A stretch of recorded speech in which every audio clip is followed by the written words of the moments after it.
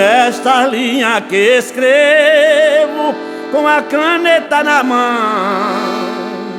lembrando de alguém que me fez ingratidão, mas ainda tem saudade dentro do meu coração.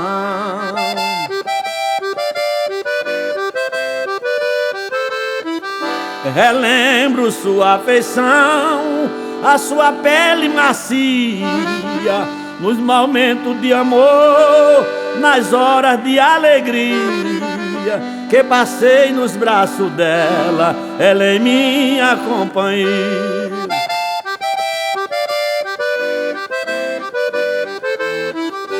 Lembro quando ela dizia: sou sua querida amada, me chamando de amor, perto de mim abraçada, e dizendo que estava loucamente apaixonada.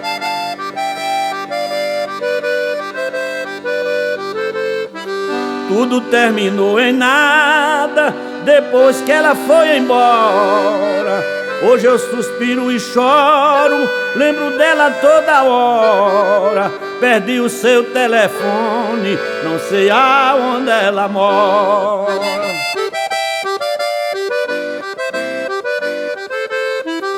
Só a saudade me mata, lembro dela todo instante.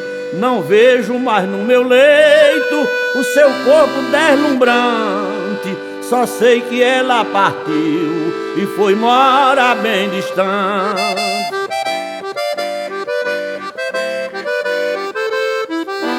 Ainda tem esperança de achar essa paixão, para abraçá-la e beijá-la, matar minha solidão e entregar para ela alma, vida e coração.